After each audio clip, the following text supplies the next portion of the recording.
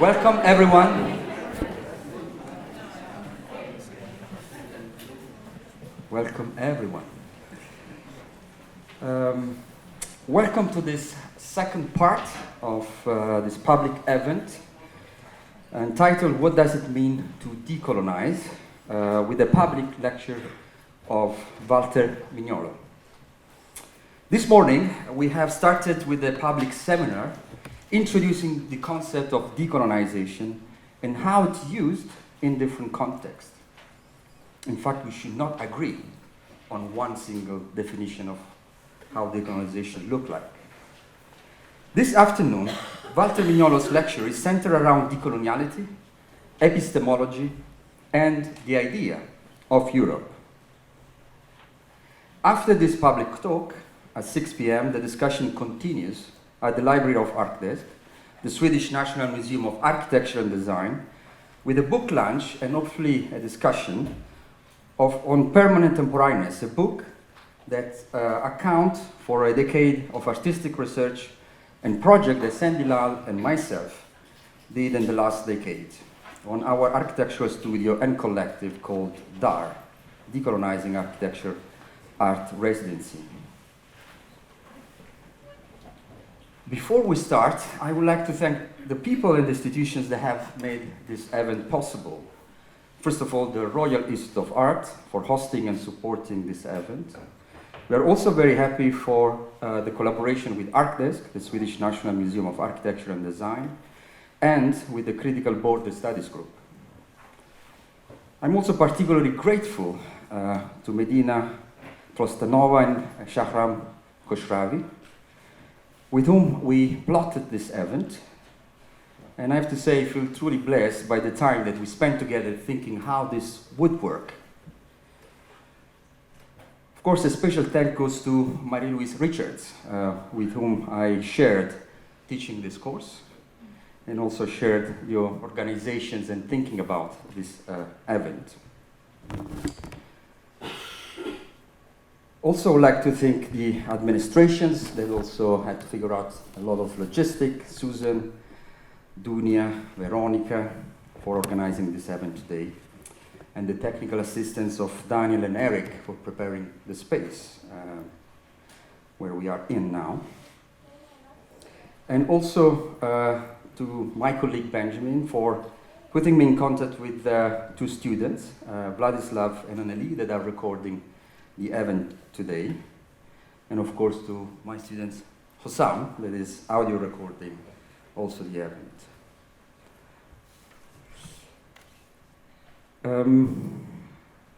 So I would like just to take a few minutes before I will ask to make a proper introduction of Walter Mignolo by Medina, that also worked with him, just to give a little bit more the context of these conversations and to locate this event in time and space. This event is part of the second year discursive exhibition of the postgraduate course in Decolonizing Architecture at the Royal Institute of Art. The courses use the term decolonization as a critical position and as a conceptual frame for an artistic and architectural practice engaged in social and political struggles. The title that we decided in order to hold together these three parts gathering, in fact, is a question. Is a question that is direct towards you. What does it mean to decolonize? Now, let me try maybe, since I'm asking you to answer this question, maybe I also should try to do the same. And in trying to respond this, first of all, it's necessary to clarify the perspective and the positions from which one is seeing and speaking, as well as the experiences which we have shaped one understanding and practice of the term decolonization. In my experience, decolonization has essentially been understood and practiced as a double movement. On one side, it is a critical approach to the status quo, an antidote to normalization, while on the other side, it's also a movement towards the creation of meaningful and emancipatory forms of life. This movement have emerged and developed and create their own meanings in a specific context, which in my case was Palestine, where decolonization is essentially understood, above all, as liberation against the Israeli regime of occupation, colonization, and apartheid. In 2007, together with Sandy Lal and Eyal Weizman, we established DAR, Decolonizing Architecture Art Residency, an architecture and artistic collective practice which aims to imagine and reuse of colonial structure for different uses than they were originally designed for, from evacuated military bases to the transformation of refugee camps, uncompleted governmental structure, and the remains of destroyed villages. Architecture, in the process of colonization and decolonization, plays a crucial role in organizing spatial relations and expressing ideologies, even when it's abandoned and left in ruins. It is mobilized as evidence of political and cultural claims. The analysis of the ways in which colonial architecture has been reutilized is an important arena for understanding broader political and cultural issues around national identity, exile, senses of belonging, alienation, social control, and urban subversion. In decolonizing architecture, it's not enough to simply invert the structure of power. In post-colonial India, Nehru and Gandhi had different positions on how to reuse the British colonial buildings. Nehru wanted to reuse them for new independent government, prison as prisons, school to be continued to be used as schools, etc. While Gandhi believed that a liberated India should radically change the function of these colonial structures in order to serve the interests of the people and liberate themselves from the inherent structure of power relation. The difficult task of decolonizing architecture, therefore, is to reimagine new uses that will not be trapped by the structure of power. In this sense, I understand decolonization closer to an act of profanation, to present structure of domination. So rather than this messianic promise of a more just future that in fact never arrives. George Agamben points out that to profane does not simply mean to abolish or cancel separations, but to learn how to make new uses of them. To profane is to transgress line of separation, to use them in a particular way. So if to sacralize is to separate and bringing common things into a separate sphere, then its inverse is to profane, is to restore the common uses of things. Reutilizing colonial structure, therefore, does not only mean to dislocate power by subverting its uses. It is accordingly important to distinguish between secularization and profanation. Secularization leaves the power structure intact. It simply moves from one sphere to the other. Profanation, however, managed to deactivate the power devices and restore it to common uses of the spaces that power had confiscated. Historical process of colonization and decolonization and today's condition of coloniality and decoloniality, to borrow Walter Mignolo conceptualization, have shaped the world order and continue to sustain the system of privilege. The European colonial model project of exploitation, segregation, dispossession began in fact 500 years ago when the world was divided in different races and nations considered to be inferior to Europe, which remains, of course, the center of reference of culture and civilization. Perhaps, of course, the most striking example for me is the inherent privilege and the right of freedom of movement that granted to Europeans and some of their descendants and negated to the rest of the world. It also has to be said that the European colonial modern project was not only imposed outside of Europe, but also with Europe itself. Southern Italy, where I was born, for example, is still today considered an underdeveloped place with endemic problems and the object of failed project of modernization. The new towns built in southern Italy during the fascist era to modernize Italy, to modernize the south, were built in the same intentions and design by the same architect that designed the colonial towns in Libya, Eritrea, and Ethiopia. However, the southern Italians were never dehumanized, as was the case for Libyan, Eritreans, and Ethiopians. In the last 2 years, within the frame of Decolonizing Architecture advanced course here at the Royal Institute of Art, course participants have collectively studied the ways in which colonial architecture have been reused in Asmara and Addis Ababa, and speculate on the possible reuse of a fascist building in Palermo. During the period of the two world wars, under the fascist regime, Italy built vast number of public buildings, housing, and monuments. Architecture has helped influence and shape both Italian cities and the cities such as Asmara, Addis, and Tripoli. In Italy, the amnesia of Italian colonization paradoxically corresponds with the well-preserved and continuously used fascist architecture.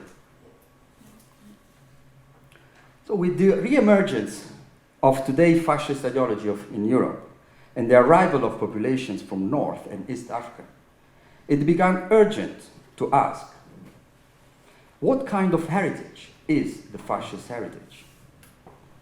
How do the material traces of the Italian Empire today acquire different meanings in the context of migration from the ex-colonies? Should this heritage be simply demolished, reused, or reoriented towards aims including reparation from the Italian colonization? The last year discursive exhibition took place in the occasion of Manifesto 12 in Palermo as a prothesis to Casa del Mutilato, which is a fascist architecture which acted also as a tool to reorient the future uses of the building.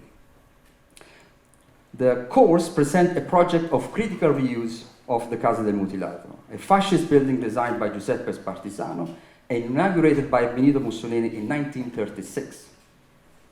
The project took form of an architectural prothesis which acted as a tool to reorient the future uses of the building and pragmatically start a much needed discussion around restoration processes.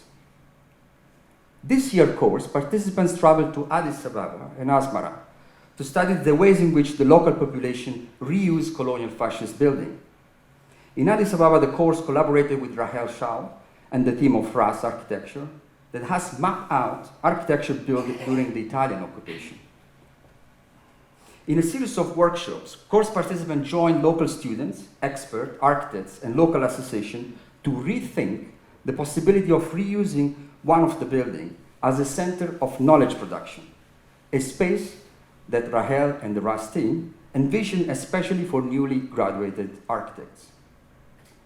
The exhibition organized by the RAS team at the Urban Center, which featured a series of architecture built during the Italian occupation, sparked an interesting debate around, in fact, the use of term decolonization, since Ethiopia was in fact never colonized. In contrast, architectures built during the same period by the same architects were in Asmara declared UNESCO World Heritage Sites in 2017 under the title Asmara, a modernist African city. The course participants had the possibility to meet and discuss with a team of architects of the Asmara Heritage Project who prepared the nomination dossier.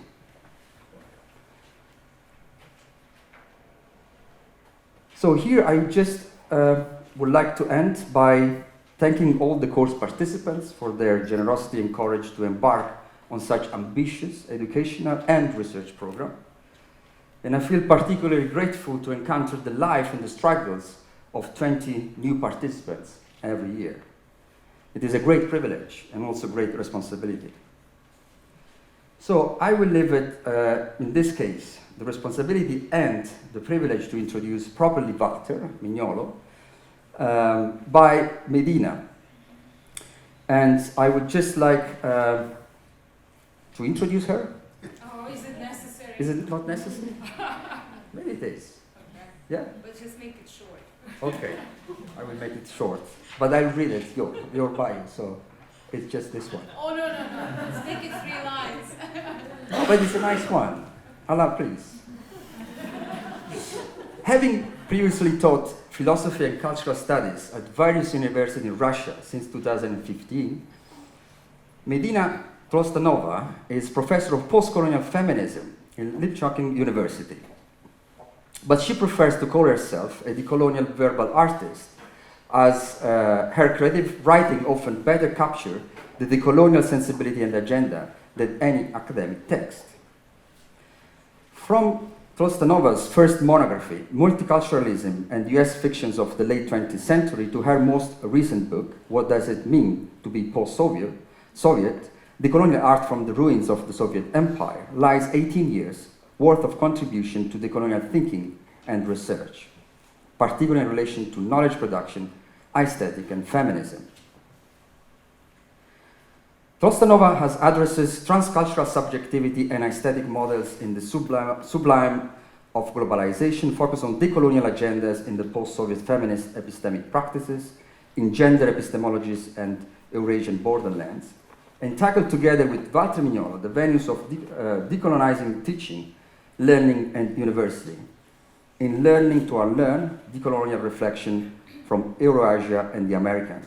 This is a particularly important book that I just discovered so recently, and that destroyed all my plan to write a book about pedagogy. So I have to rethink that. It's so impressive, but sometimes you are thinking about something, and then suddenly someone has already done it. Yeah, of course. But it's a good feeling of being in conversations without actually having met. That also was, for me, incredible occasions that we are spending this time together.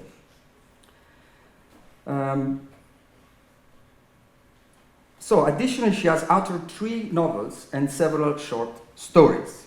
So, I leave it to Medina to introduce Walter Mignolo. Thank you, everyone, for coming today. Yes, I also have to start with thanks. Thank you, Alessandra, for organizing this wonderful event, this opportunity to talk about decoloniality in a Swedish context, and also the context that is related to art and related to aesthetic, because this is what we've been focusing on recently in Decolonial Option. It's one of the points of interest, and so I find it very important. And well, it's very hard to present Walter because he's been doing so many things, and so many different areas were touched by his and have been touched by his decolonial thinking. But of course, you have to know this if you haven't read much before, that Walter is one of the founders of the modernity coloniality school of thought. We don't like to be called theory or studies, right? It's very important for us. So it's not that. It's modernity coloniality collective or school of thought. And Walter's trajectory started from semiotics, from history of writing, included discussions on literature, historiography, cartography, cultural theory, and then it kind of organically moved to questioning knowledge production and dealing with the issue of coloniality of knowledge, epistemic coloniality. And that I find personally very important. And I think one of the most interesting contributions that Walter did in decolonial thought is precisely in that area. And the book that Alexander mentioned is also connected with that we co-wrote with Walter. It deals with decolonization of knowledge production institutions. And of course, what are these 2 main institutions in modernity? The university and the museum. These are the 2 main institutions that produce and also impose certain kinds of knowledge on people.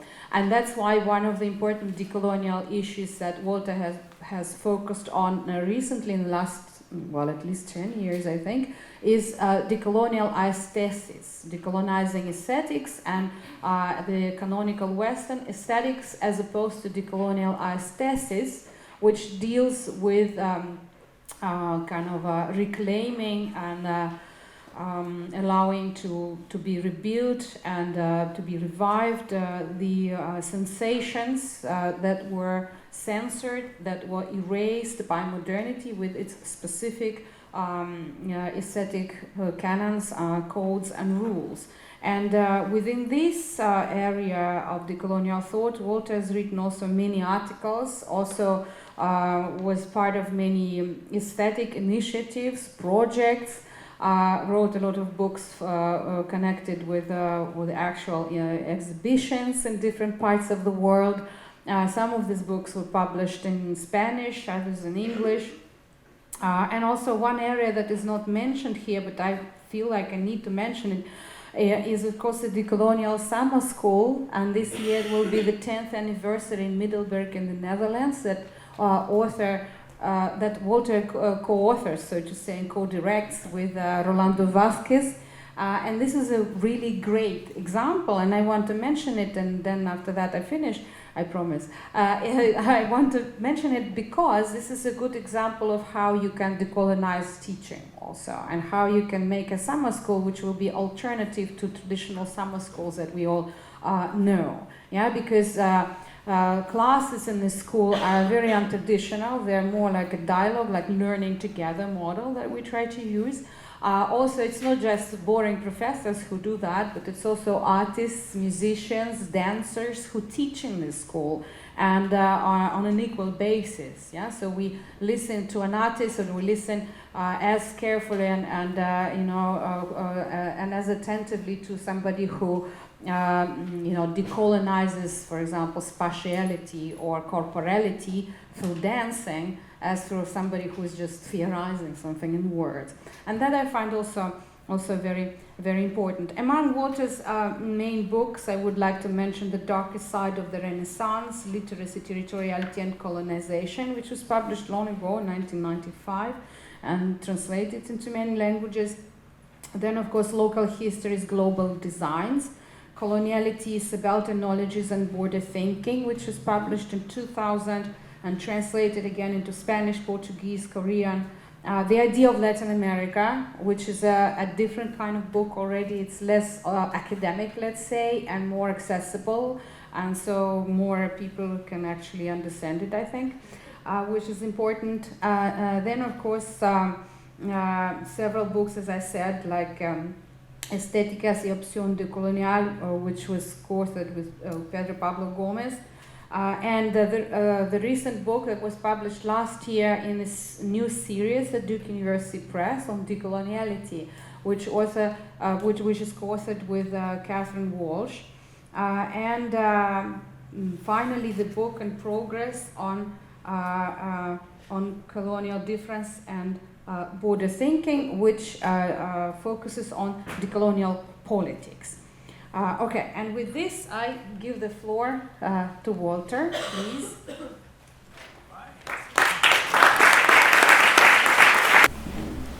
Thank you for everything, for this morning, from yesterday, from the introduction, from kind of organizing all that, and from, the introduction. I mean, everything I did was just for survival. And well, I got the position at Duke University, but I was not really doing all things I was doing to have a position at Duke University. So this kind of came with working for survival. So I want to say a few things to connect with Medina and Alessandro before I forget. So with Medina, we started this conversation in Minsk in 2001. In Minsk, talking about coloniality and decoloniality and all these kind of things. And through the years, we published a lot of co-author, several articles, and then the book. With Alessandro, before I forget, I just make this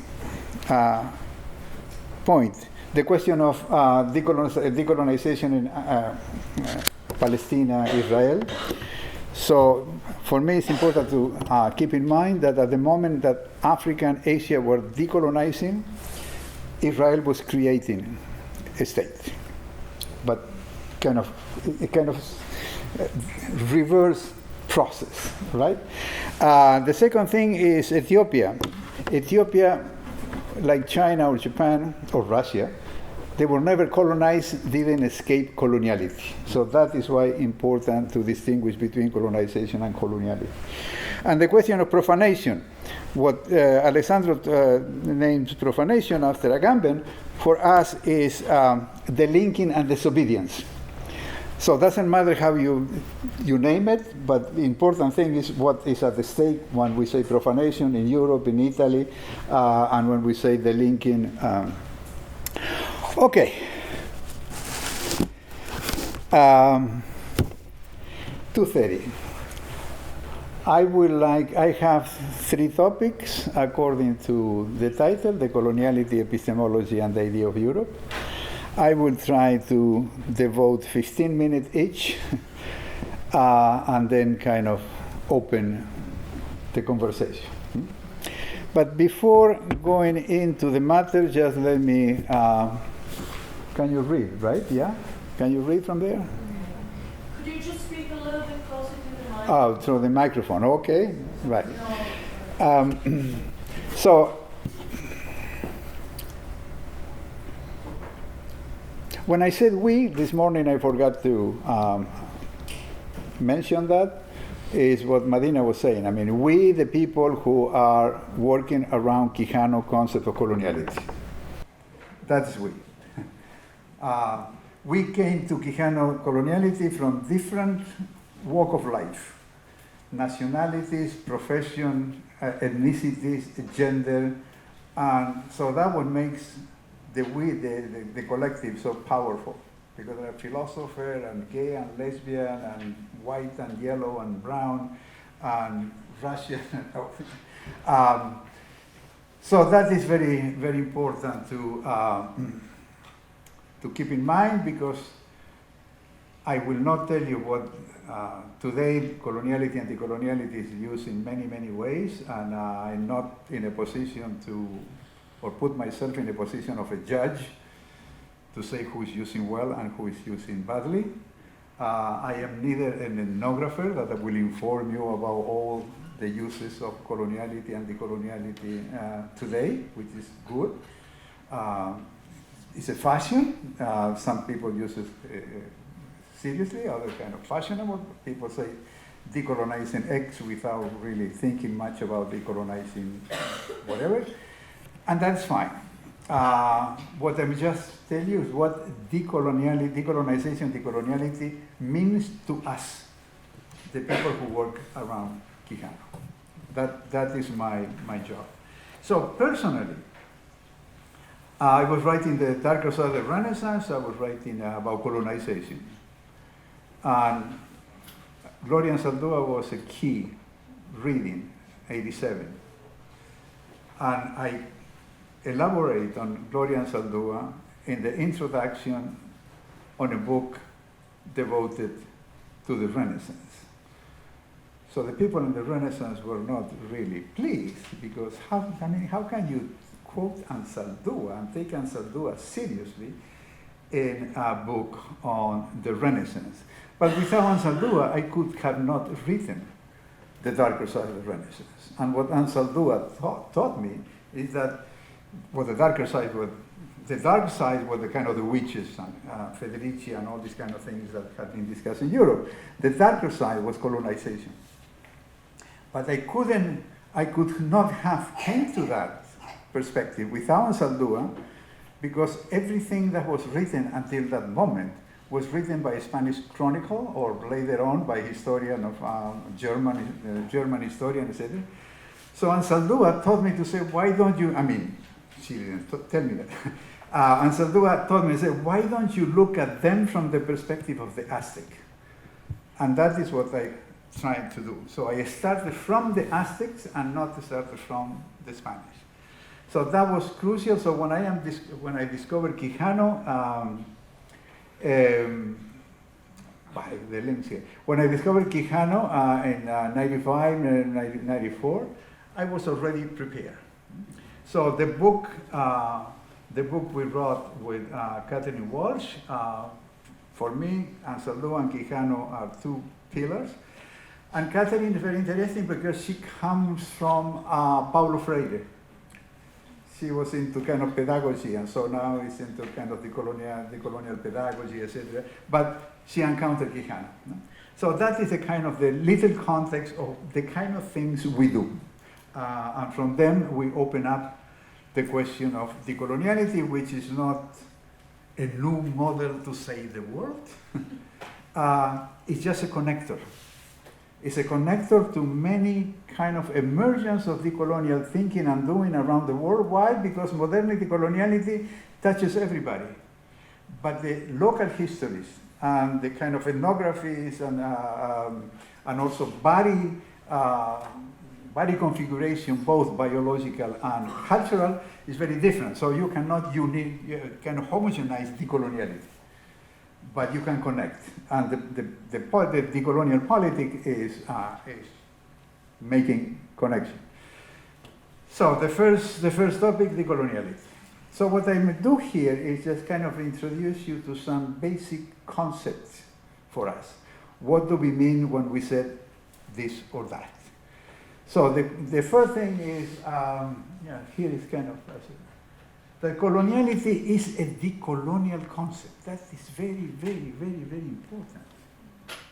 It's not a sociological concept, it's not a political theory concept, it's not an anthropological concept, it's not a historical concept, it's an undisciplinary concept, not interdisciplinary, it's undisciplinary, and emerged on the struggle and the thinking, because of the struggle and thinking of the 70s, 60s, 70s, the Cuban Revolution, the kind of the beginning of development in the 60s, development and modernization, that was United States toward Latin America, but also helping Asia and Africa to decolonize because they want to take over the place that European was vacating. So coloniality is a decolonial concept. And second, it's a concept that came from the third world, just at the edge, but with experience of it was 92, but the experience was the experience of the third world. What does it mean? It means that it's not a European concept. And what does it mean that it's not a European concept? That European couldn't see and couldn't feel coloniality. They just felt modernity, as if modernity was the totality.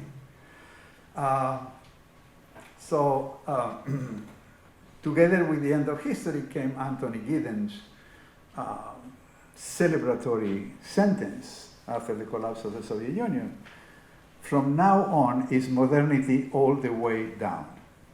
And we said, well, we are foutu, because if modernity is all the way down, coloniality is all the way down.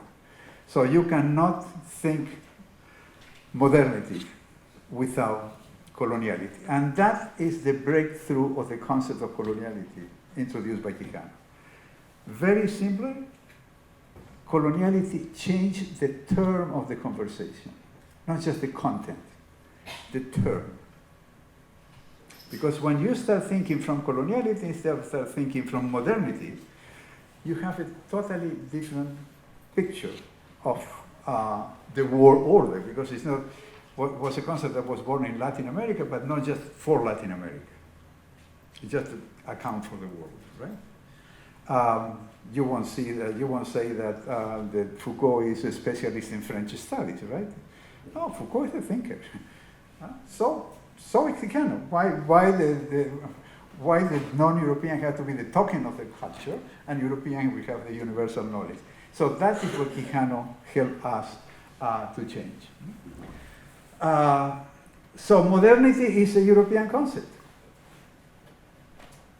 Whoever controls knowledge needed modernity from the Renaissance on, kind of to tell a narrative in which Europe was the center of space and the present of time. That is the kind of the anchor of modernity.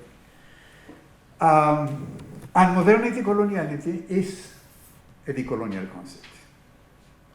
And that is, again, is the breakthrough of Quijano. Another thing, another instance is that coloniality is not an academic concept. Did not emerge in the academy. Was not in sociology or whatever, say, well, we need to transform the discipline. No, Quijano was not interested in transforming the discipline.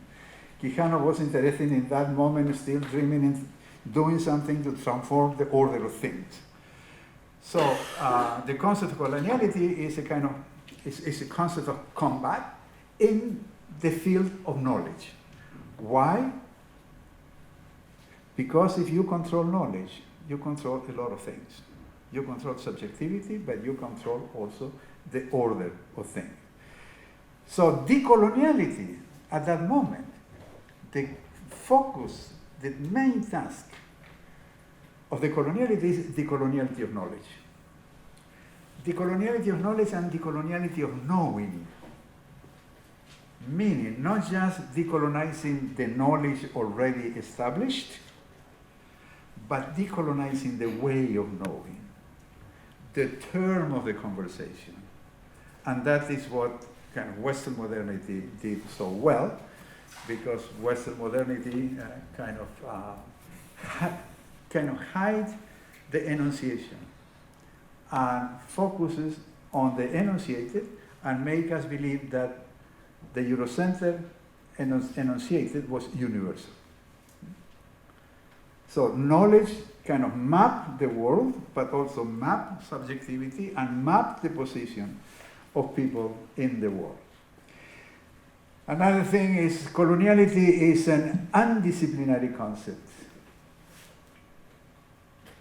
that entered into the conversation on the public sphere and also in the discipline, but entered as a kind of disruptor. So today, coloniality is invading all the discipline. Dissidents in different kind of discipline began to kind of take coloniality seriously because they began to think how much the discipline, the academic discipline, are entrenched with colonial methods of power, with modernity coloniality. It's a kind of a structure of controlling, not controlling knowledge, but also controlling subjectivity. Those of you who are writing the PhD, you have to obey. If your advisor said, well, you cannot do that, you have to kind of follow the rule of the advisor, because the advisor will give you the pass to the professional. So those of you who are writing the PhD and are interested in decoloniality, you have to figure out how to play the game. But you have to be aware that the discipline, what are the disciplines? What the word said, the discipline you. Kind of nicely shape you to think in certain way. That is why we talk about disobedience, epistemic disobedience, and the linking from the disciplinary restriction. And the final thing here, coloniality doesn't equal colonialism. We already mentioned, but let me repeat very briefly. Colonialism, we are not talking here about Roman colonialism. We are talking about the kind of colonialism that began to be articulated in the 15th century, in the 16th century, in the Atlantic.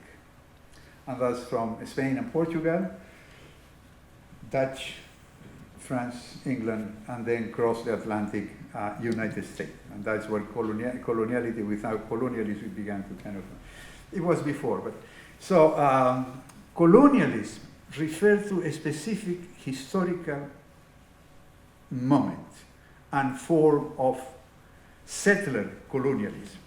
So we talk about Spanish colonialism, Portuguese colonialism, French colonialism, British colonialism, Dutch colonialism, and United States coloniality without colonialism, because I mean United States controlled through finances, Hollywood, image, media, and 800 bases around the world. So colonialism, settler colonialism is basically over. But coloniality is all over. Just look around when you get out of here and start thinking where you see coloniality, and pay attention how coloniality is touching you. Because none of us escape coloniality. Whether we are in the side of the subaltern or we are in the side of the kind of the ruler are us prisoner of coloniality as the dominator. So the question, as Fanon said, the question is decolonization is just not decolonizing the colonizer. Decolonization means to change the system and also to decolonize the colonizer, right? Okay, so I think I am into my 15 minutes of the first topic, but let me just add one more thing. For us, modernity / coloniality / decoloniality, this is one concept. So I think Foucault taught us how word and thing were related in Western epistemology, and he did a fantastic job, but then helped us to understand that when we link and disobey, we just start thinking a different way. So we have a concept here that Quijano will kind of describe as historical structural heterogeneity. We don't use that concept very much because it's too convoluted and too difficult to remember. But what you see here is a structural, historical, heterogeneous concept. Let me explain. Modernity, coloniality, as we said, modernity, there is no modernity without coloniality. So the slash connect and divide modernity from coloniality, right? There is no modernity without coloniality, but modernity and coloniality are two different things. Modernity is not the historical time, it's not the historical epoch. Modernity is a bunch of narrative of salvation, told by the people who were in control of knowledge and were able to tell those stories, right? So that is what modernity means to us, huh? Narrative. Huh? And coloniality is the logic of dispossession, oppression, exploitation that is always hidden or disguised as promise, as we said this morning, as the promise of salvation, of progress, of development, of giving better possibility to more people, when we really see that it goes in a different kind of direction. Inequality kind of keep on growing. So, but modernity, coloniality engender the coloniality. Many times people say, well, you know, kind of, to save modernity, people say, well, after all, the coloniality is produced by modernity. And I say, you are right. If we don't have modernity, coloniality, we don't need decoloniality. That is as simple as that. So on the one hand, decoloniality is connected to modernity, coloniality, but on the other hand, it's kind of changing the linking from that structure. Huh? And the other thing I want to say here is that modernity, coloniality is linked to universality. To universality in epistemology and a kind of philosophy, theology, Christian theology, while decoloniality aims at pluriversality, and that's the kind of the connector that we mentioned a few minutes ago, right? So those are some kind of basic concepts that we have been, and there are more. There are geopolitical knowledge, global thinking, colonial wound, decolonial healing, etc., etc. But the question here is that we needed to create this kind of concept in order to the link from the conceptualization of Western modernity. Look what, for example, what postmodern began to do. I mean, at some point, they ran out of gasoline. So they had to look into the machine, and they found St. Paul, and then found Spinoza, and then keep on finding, and that is fine. There's their problem. Ours, we have a different soup to cook. And in that sense, in order to delink, to disobey, we have to kind of begin to create, transform concept from the experience of coloniality, which means how modernity is trying to kind of control the colonies and create that kind of anxiety to be modern. All right.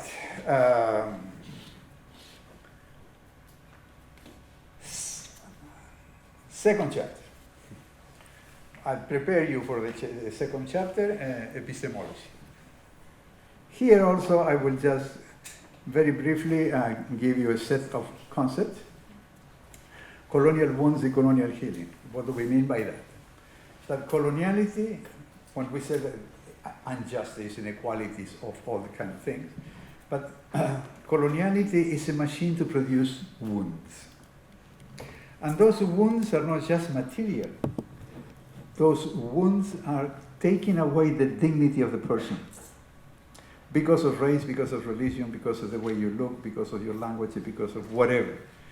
So you don't feel, that makes you feel that you don't belong. So that is the colonial wound, and the colonial wound is different. I mean, I am from Latin America, third world guy, son of immigrant, that's bad enough. But at the same time, I have privilege in relation to the population of indigenous people and Afro in the Americas. So when I come to Europe or go to the United States, I lose my privilege. But in Latin America, I have privilege. So the colonial wounds, they are different scale, but they are wounds and have the same kind of machine. So decolonial healing is the task of decoloniality. What does it mean to decolonize? As you said, Alessandro, we don't have a definition, a universal definition. For us, and for many people, indigenous people too, we are working with, decolonial healing is the task, one of the main tasks of decoloniality. They do it in a different way because their genealogy of thought, their relationship with the land, their own kind of histories and memory with colonization is very different from ours, who kind of are of European descent and kind of get to the question of coloniality through a different routes.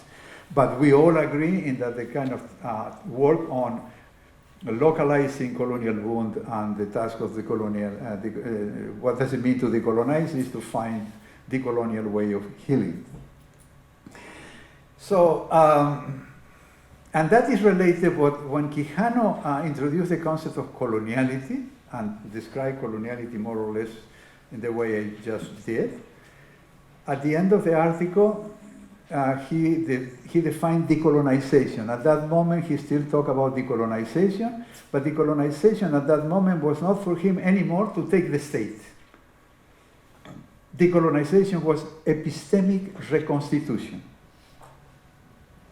And epistemic reconstitution is, to do that, you have to delink, you have to disobey, you have to create a different kind of epistemology. And later on, 15 years later, we added aesthetic reconstitution. Quijano came from sociology, a kind of economic sociology, so he was thinking more political and economic power. But then there were artists like Alban, Achinte, and other people who said, well, we have to bring the question of aesthetic into the colonial measure of power, and we began to work on that and began to work on epistemic and aesthetic reconstitution. In the process of doing that, we kind of got into the concept of nociology and aesthesis. Why nociology? And then it's what, I mean, we do our work, but we kind of read and borrow and work with other thinkers. For example, Valentine Mudimbe, he was from Ghana, Congo, I don't remember, one of those. But in 1988, he published a very important book, The Invention of Africa. And So he said, well, I started writing this book because, I don't know, UNESCO or some kind of institution asked him to write a book on African philosophy. And he said, well, I started working, but I said, what is African philosophy? Right? I said, what is the kind of, how my ancestors, the elders, the kind of the tradition of any kind of country in Africa today, what is that wisdom? That is not philosophy, right? So he kind of introduced the concept of, borrowed the concept of gnoseology, which is very interesting because the Gnostic were the kind of rebels in relation to the dissident in relation to Christianity. But then gnoseology, toward the 17th or 18th century, I don't remember exactly, came to mean in Western epistemology a theory of knowledge. And then epistemology kind of took over. But the question is, when Mudimbe said, no, let's talk about gnoseology, well, it's already the linking from philosophy. I don't have to justify whether Africans are philosophers or not. That doesn't matter. This is the way we think, and the way we think, we, the African, I would describe it as gnoseology. And so he goes into the invention of Africa. And so following that way of reasoning, we say, well, let's try to introduce a thesis. Because what I think is a thesis is a Greek word, and don't be afraid of using Greek word. The question is, what do you do with the Greek word? Right? So you appropriate and run away and kind of throw the stone back to the... So a thesis is very interesting because, you see, Aristotle never used a thesis. He used mimesis, he used poiesis, and he uses catharsis. And we look at the West, because the West become as kind of object of study for us. We are kind of anthropologists in relation to the West. We're not longer a guide, but I mean the West kind of dominated for a long time knowledge and the way of knowing. So we began to realize that until the 18th century, the conversation in the art is poiesis, is ucpitura poiesis, is the sublime and the beautiful before Kant, but referred to prose, to poetry, and to kind of things, and began to think, what happened to aesthesis? And what happened to aesthesis that become aesthetics? So Baumgarten introduced aesthetic in the 18th century, not in relation to the beauty, but in relation to knowledge, because he was fighting with the rationalists that would say, all is here. And Baumgarten said, well, no, there is something in the kind of the body and the emotion that we call aesthetic knowledge. Right? And then comes Kant, and kind of began to articulate in relation to the art. And then comes Hegel and produced the big system of aesthetic. So, but when you work with kind of decolonial artists, or even if they don't call themselves decolonial, like I don't know if you know here, Tanja Ostojic,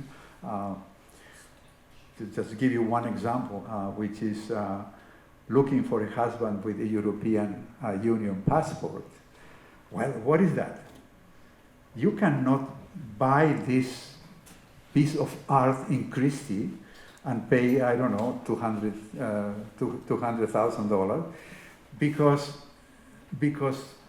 this is an event, and a very complex event that lasted 3 years, and then they put it in an exhibition. And I think that permanent temporariness is that. I mean, you cannot get paid $200,000 for that piece, because that piece is a very complex process of living and doing and thinking and making. So that is what we're trying to introduce, the concept of a thesis, to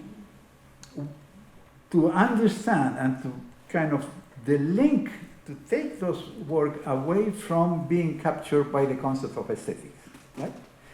And the question is that there are cases in which, for example, Jeanette Ehlers, who is artist, Denmark, Danish, and the father is Trinidadian. She looks African. So the work she does cannot be really captured. I mean, I don't know what to mention here, but I will mention Whip It Good, one of the work of 2014, something like that, where she started studying art and painting, and then she realized that she was really bad at painting. So she started doing kind of movies, videos. Very interesting, and she has 4 or 5 very interesting videos. But at some point, somebody asked her to do some kind of performance. Why don't you try something else? And she tried the performance, and what she did is she put a white canvas. She kind of dressed herself in a very kind of African way. And then she got a whip, and she had kind of charcoal on the floor. And for 7 minutes, she kind of get the whip with charcoal and go to the canvas. So the canvas, and there is a video, if you are interested, is available, Whip It Good, Janet Ehlers. And then she did that 7 nights in Autograph in London. Autograph is one of the institutes created by Stuart Hall. But the question is that when she finished whipping the canvas, she turned around and offered the whip to the audience. There is a minute there with tremendous tension and emotion until somebody get the whip and whip. And after the first come 10, 11. So you have a canvas painted by 10 people. She did that 7 nights, and then she makes an exhibition of the 7 canvas. So that you cannot be sold in Christie. It cannot be put in your mansion, for example. So that is the concept of decolonial aesthetics. It's more to say, but I will stop there because that also is related to border dwelling, border thinking, border being, and border doing. So that began to become clear to us that to get this kind of sensibility, you have to dwell in the border. You don't have to dwell in the border but it happened that a lot of people have been put in the situation to dwell in the border, but because these people were dwelling in the border, they were kind of made marginal in relation to the rhetoric of modernity. Now, when you realize that, you began to respond. So art is taken as a way to kind of generate decolonial events, decolonial attitudes, appropriating something that is called art, but doing it based on different assumptions.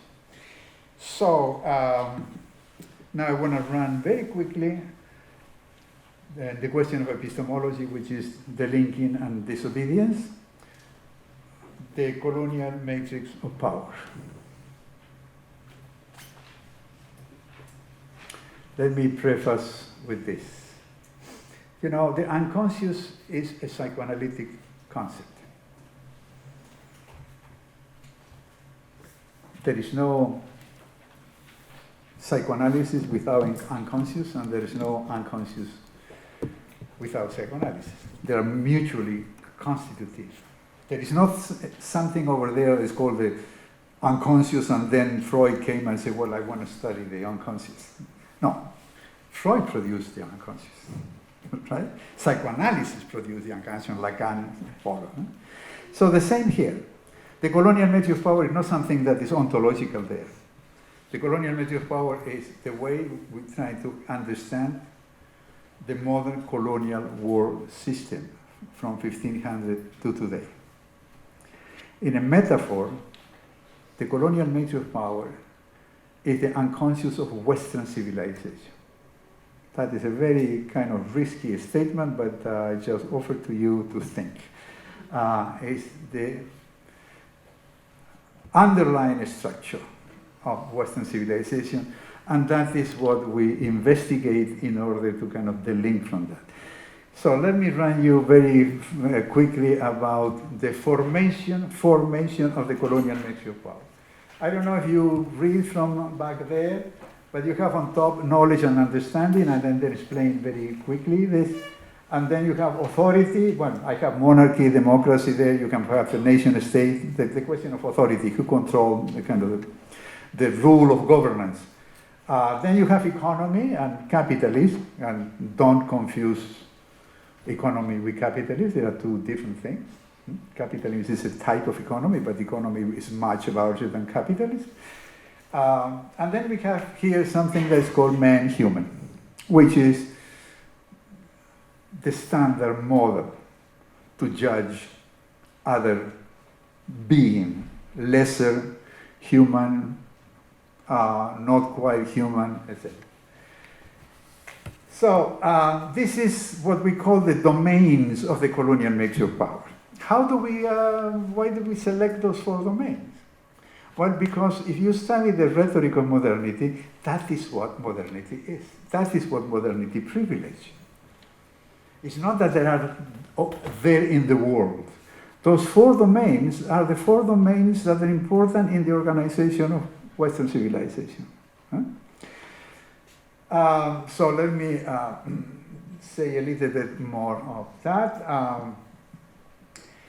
So the 4 domains are at one level, and then we have another level,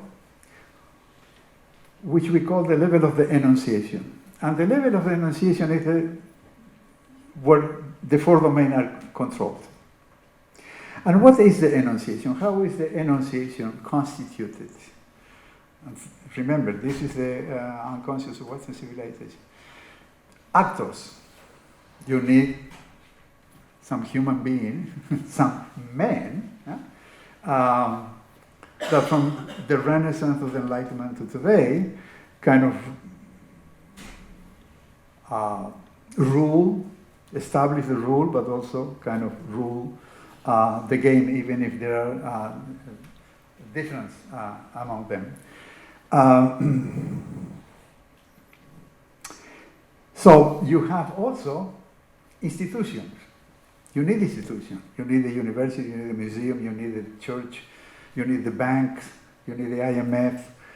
You need institutions. But all those institutions are created by these kind of actors in relation to the 4 domains that are kind of constituting the colonial mixture of power and kind of expand for 500 years, transforming, changing, but always kind of under the control of. And then you have languages. And Western civilization is constituted in 6 modern European colonial languages: Italian, Portuguese, Spanish, French, English, and German, based on Greek and Latin. That is the control of knowledge. Because if you produce knowledge in Russian or Arabic or Urdu or Aymara or Swahili, that is good for your community, but you don't have access to the kind of what knowledge is really meaningful, right? So that's the enunciation brings the interiority, build the interiority. And why you think you have problem with immigrants today? You have to defend that interiority. It took a lot of time and a lot of work to just kind of let it go, right? But also, you have there patriarchy. Because patriarchy is not a question of gender. Patriarchy is what controls the system. Our system is patriarchal. And patriarchal doesn't mean men. Patriarchal means that, yes, was kind of created according to the needs and the vision of men. But you can be a woman like Merkel or Hillary Clinton and be as patriarchal as Obama or Bill Clinton. So you have to kind of uncouple the question of gender from the question of patriarchy. Of course, patriarchy favors masculinity and all these kind of things, but it's not a privilege of men, because there is a lot of men who are not patriarchal. But this is kind of the construction of the interiority that control the 4 domains. And then there is the flow. And this is very important, Because you cannot understand one domain or understand one aspect of the enunciation without relation to the rest. You cannot understand, let's say, the nation state or the authority without relation to economy, without relation to the figure, the image of man as a kind of the model of the human being, and the question of knowledge, and vice versa. If you want to understand philosophy or science, you cannot just do the history of science or philosophy. You have to kind of think about the other domain, but also about the enunciation. And in this, one more thing, there is a trick. And the trick is where the decolonial guns are kind of aiming at. Knowledge occupied two spaces, the space of the enunciation and the space of the enunciate. That is tremendous, tremendous power. Let me give you an example. When the Third World Division was put in place, First, Second, and Third World, it was taken like, what, that's it? I mean, there are developed, communist, and Third World countries. Who made that distinction? It was not the Third World. Say, we are Third World, we are proud of it. It was the First World. But the trick is that while the First World produced the distinction, the First World was one of the distinction. The same thing happened with Christianity. Christianity classified the religion of the world, and Christianity was one of them. That is a tremendous power, that you control the enunciation and you put yourself in the enunciate and you trick everybody. So the question is no longer to fight the enunciate, but to fight the enunciation. So that is epistemic reconstitution, aesthetic reconstitution. So let me just one more. Yeah, we are going okay. So that was okay for 500 years. Now things began to change. And things began to change why? Because in the process of constituting itself, the colonial measure of power was destituting. So you have to be aware of this double process to understand many things we have been saying this morning and yesterday. That the Constitution, in the process of constituting itself, in the way I briefly describe it, it's just marginalize, erase, destroy. And that is the salvation, and that is progress, that is civilization. And so, in that process of destitution, we identify, let me see if I get here. So, knowledge and government, what is destituted is the communal and wisdom, and replaced by the Christian community of faith, or by liberal democracy, or society that is liberal democratic, or a society that is communist. But the communal, no, that is the Indian, that's a kind of primitive, that is a kind of modernity, has to overcome that. And wisdom too, because we have science, we have philosophy, so we are not just to believe what the kind of the shaman or the curanderas or say. No, the people don't know anything, they kind of lost the real way of knowing.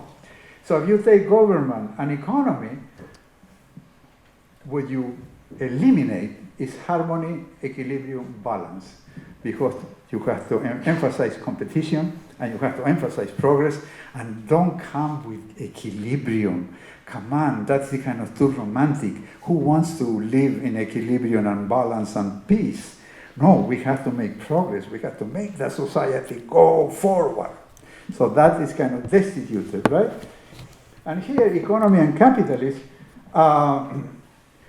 what you displace is working and exchanging to live. No, now you have to live to work. Because you live to work, you fall behind. You cannot buy your new iPod, you cannot buy your new Toyota, you cannot get a kind of a new position at the university, etc. So, and that's what Marx called living labor, no? That is the kind of space what I understand Marx was talking about. And human, men, this is what touches us in every day, more than, is lesser humans. So races and sexes are fundamental in the formation of the colonial nature of power. In Europe, as Lewis Gordon will say, Europe smells like class, because thinking started, kind of critical thinking started in Industrial Revolution, the proletarian, class division, and America, said Lewis Gordon, smells like race, because the division of labor and the dehumanization in the 16th century to legitimize the massive expropriation of land and the massive exploitation of labor and the massive slave trade, you have to make lesser human, and that is what race is. Race doesn't have anything to do with the color of your skin, the shape of your nose, the form of your, all those are kind of surface signs.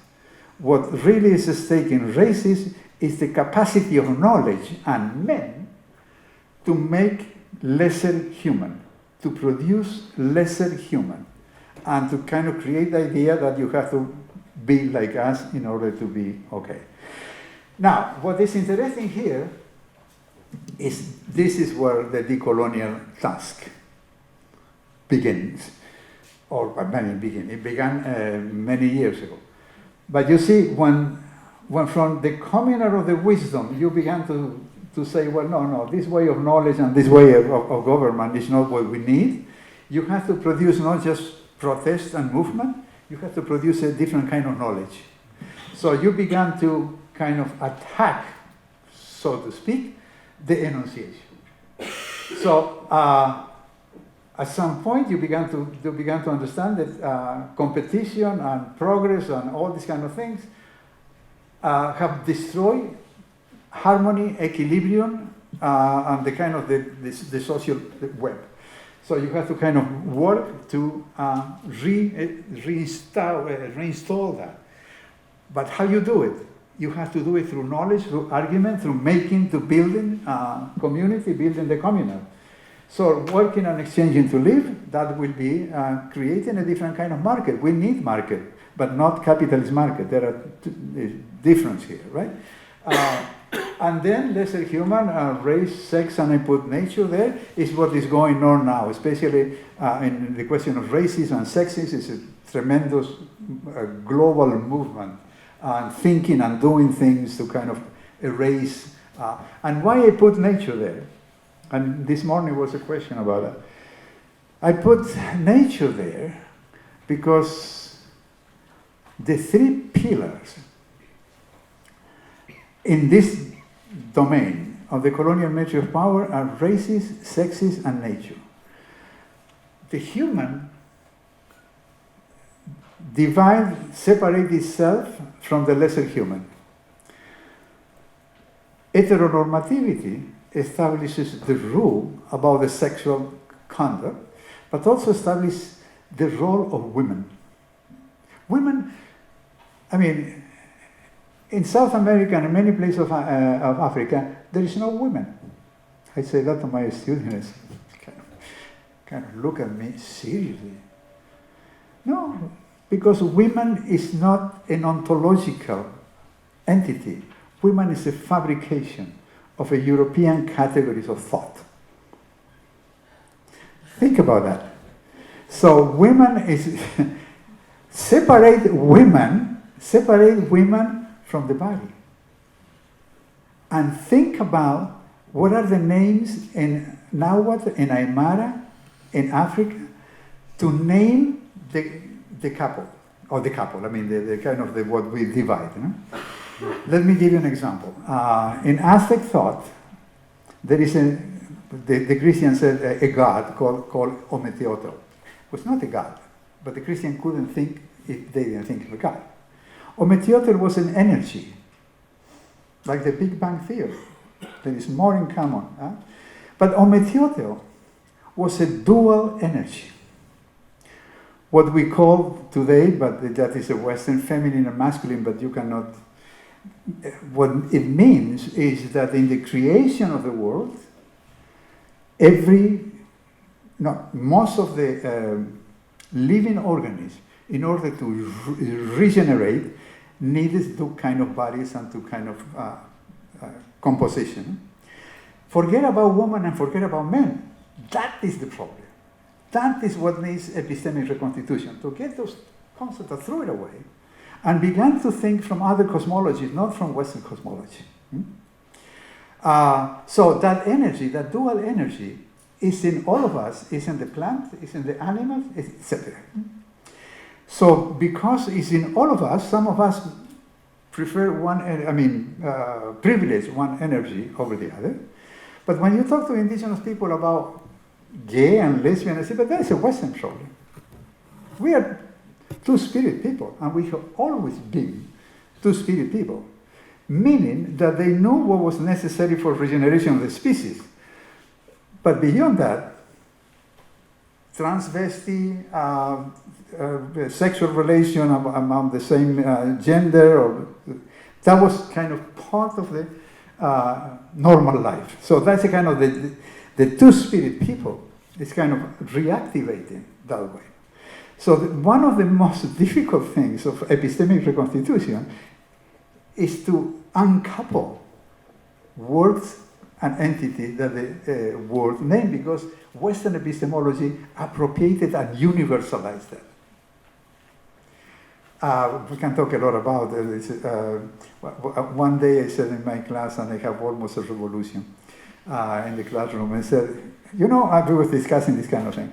I said, all of us, the 20 students, said, we come from a mother. Wow! That was a revolution. Because they were going to say, well, no, but there are people who adopt children. And but the children and the one who adopt, where are they coming from? Right?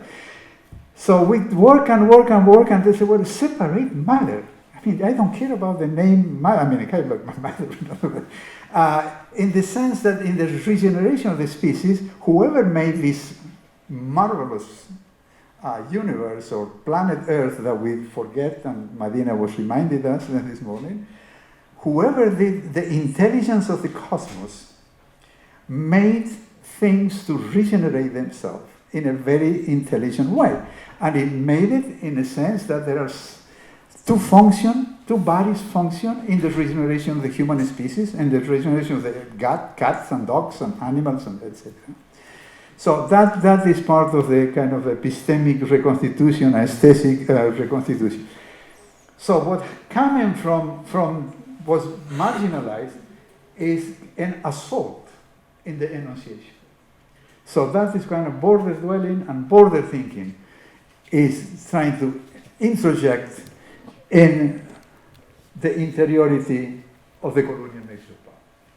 So if you see these two together, you will understand that what is happening today around the world, in the term of knowledge, protest, etc., is that what has been devalued or disavowed is kind of re-emerging with pride and producing a different kind of knowledge. Why? Because it's starting from a different assumption. And the question we have to do is to question the assumption upon which Western knowledge was created. So that is the part of epistemology, and I try to briefly, I have 5 minutes, 6 minutes, to the idea of Europe. So I give you 3 chapters and you connect, right? You make the connection. So let's see, I will give you some entertainment, some figures, some images. Think the world before 1500. I give you 30 seconds. How was the world order before 1500? Well, I shouldn't show you that. How was the world order before 1500?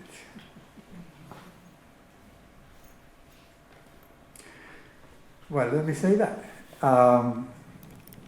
Was polycentric. There was many civilization kingdoms from China, Persia, Aztec, Kingdom of Africa. all these kind of organizations that emerged during the axial age, according to Karl Jasper, that more or less is supposed to happen 7,000 years BC. That was the kind of what we call civilization today, apparently began to emerge about that time. We don't want to go further because it's too complicated. So from that axial age, we can make more division, but just do a big one. Until 1500, the world order was constituted in such a way that was polycentric, meaning there was many centers, but there was no one single center that impinged upon the other. Was war, and was one kingdom or one organization kind of destroying the other, but no one civilization impinged and controlled all the civilization on the planet. Right? So it was polycentric, I was non-capitalist. There was market, there was trade, but there was no capitalism in the sense that we define capitalism. So capitalism emerged in the 16th century for a combination of things: massive appropriation of land, massive appropriation of labor, massive production of commodities, extraction, gold, silver, but cacao, sugar, etc., etc., and reinvesting the surplus. You don't see any economy before 1500 that reinvested the surplus. The surplus was stored to exchange, or just in case there is a kind of fatality and we need food or whatever. But nobody had the idea of reinvesting the surpluses to produce more. But when you have massive land, or the American, and you have massive labor, 6 million people through 300, well, you produce a lot of commodities. For what? The global market. And 16th century is the first time that somebody can go around the globe and create markets in different spaces in the world. Who were those guys? Europeans, right? So in 1500, the colonial mixture of power, so this is a kind of historical narrative of the conceptual narrative I give you before. So I give you a kind of help to put things together, that kind of history. So, was polycentric and was not capitalist. So because it was polycentric, every civilization has their own kind of way of designing their territoriality. We can call map. But so what we have here is, I don't know if there are some Chinese here, is a kind of the well-known Chinese nested rectangle in which the civilization of the civilized were in the center, and the farther you go away, you are, of course, less like us. No civilization was ideal. I'm not saying that. I'm not saying that in that civilization, the only thing I'm saying that is no one single civilization that impinge over the other, right? So the Aztec have the more complicated. I cannot go into all these kind of things. What is important here is that you have there what we can call today a space-time. You have the mark of time in this kind of in each of the triangle there, and kind of the dot, and together with the space and the time, you have the social organization. And in the center, of course, is Tenochtitlan, and Tenochtitlan is the center of the Aztec. So a student of mine said, well, you know, the same way I say there is no women here, the kind of women is a concept that the European imposed in this society and kind of began to control through that division. My student of mine said, well, you know, the Aztec didn't have a space. Oh, how come you have space? Well, no, because space and time is a Western concept, right? And it's very difficult to think, how can I think about it without space? Well, make an effort. Space is not ontological, it's epistemological. It's a creation of knowledge. Huh? So what happened in the Aztec is that they have the four direction, like all the kind of indigenous kind of cosmography. They have the four direction and the center. I mean, the omphalos syndrome is very common in all the civilizations before 1500 and after that. But then they have a concept that the Western don't have, Hollin. And Hollin means movement. So it's not just space and time, it's the movement of the location that goes together with the movement of the sun and the moon and etc., etc., etc. But that, I mean, the Incas were very similar. And then you have the Christian, there is more, but I give you just three. You can have about 7 or 8. And then you have the Christian, and then you have that. The mapping of the world according to Christian trilogy, Son of Noah. So Asia is bigger, but Sam was assigned to Asia, and Asia was on top. Why? Because the sun comes from there. We didn't have a magnetic compass to say that the north is on top, like all the maps today, right? Asia is on top, and they knew that's bigger. I mean, there were connections, that's 7th century, something like that. And then you have Europe, and you have Africa. Africa are attributed to Shem, who is the bad guy of Noah. So Africa was already condemned by Christianity. That is the massive slave trade has a history of dehumanizing Africans. And then Japheth was the breadth, the expansion, Europe. And at the center was Jerusalem. Well, we can go around the world, but then comes 16th century, and the navigation through the years began to produce that. Not exactly, but more or less. Right? So it's the first time in the history of humanity that masses of land and masses of water can be mapped. But look at that. Africa, America, Europe, Asia. How can you see that if you don't have the TO map in your mind? You don't see it. The TO map has disappeared, but the TO map is there. Right? So Europe began, the idea of Europe began to emerge from the cosmography of Western Christians. And in relation to the cosmology, the history of the three sons of. So what is more important here also, and this is the foundation, this is the historical foundation of the colonial mixture of power, is that the Treaty of Tordesillas, 1494, with the benediction of Alejandro VI, the Pope,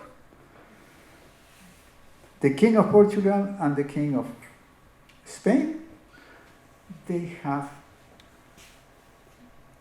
half of this part of the planet. All this land, half for the Portuguese and half for the Spanish. Talking about the power of arrogance, or the arrogance of power. Right? A pope that gives the authority to the king to possess all the Americas. Right? So in 1529, Alejandro was no longer there, but the king of Spain and Portugal, they liked the idea. So they signed another treaty, the Treaty of Zaragoza, and they divided the rest of the planet.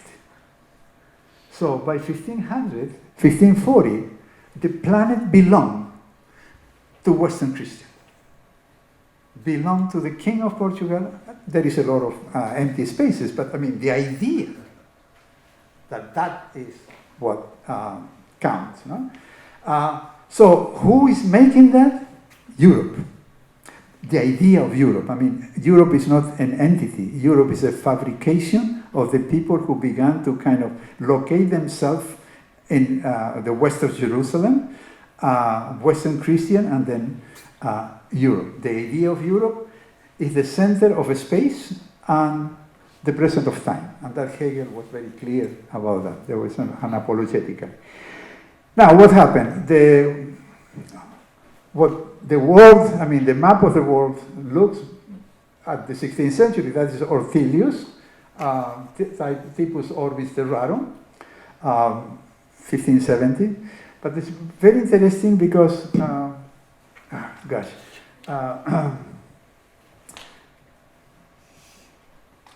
what happened to the nested triangle of Chinese civilization?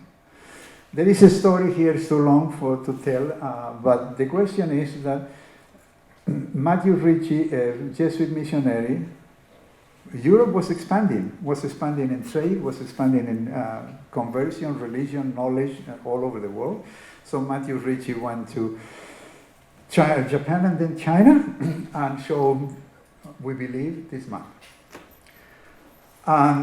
And invited the intellectual, the men of letters, or the sage, the men of wisdom of the Chinese Ming dynasty to the Jesuit mission, and they showed this map. And apparently the wise men said, well, that's very nice, they're very polite, a very nice map, but why is China is in the center? You have it there in the kind of upper right corner. Yeah? So, you see it? So apparently Matthew Ricci listened to that, invited them 2 or 3 weeks later, and presented this map. And this map is already, I mean, you are from Vietnam, right? So that is what I heard, is this projection is all over the Eastern and Southeast Asia, right? So on the one hand, the nested rectangle was erased, but at the same time, the Atlantic is not longer in the center, it's the Pacific in the center. Huh? So it was a kind of twist here. Well, I will kind of close with this. What I want to say, I already said the last sentence, but I want to just kind of repeat it. Coloniality is the deepest structure of Western civilization and the darker side of Western modernity. Who is controlling that knowledge, that organization? That is Europe. But Europe is not a geographical entity. Europe is an idea that is also kind of very diverse, because the Europe we are talking here, the idea of Europe, is the heart of Europe. And the heart of Europe, you find it in Kant, but you find it in Hegel. The heart of Europe is France, England, and Germany. So the rest of Europe is kind of up for grab. But that is very important because that is at the center of the today organization of the European Union, but also the kind of the division, the differences between the south of Europe, the east of Europe, and the heart of Europe. So modernity is a rhetorical surface. Discourse, image, narrative, science, technology, including artificial intelligence, we have of salvation, progress, civilization, development, and globalization. So the question is not Europe, but it's the heart of Europe and Eurocentrism. So Eurocentrism is not a geographical concept, it's an epistemological concept. So Eurocentrism emerged from the heart of Europe and expand all over the world. You can be Eurocentric in Argentina, in South Africa, or in China. And you can be something else in geographical Europe. So I hope I give you this 3 chapters: decoloniality, epistemology, and the idea of Europe. And I hope that you kind of make some connection. So thank you very much.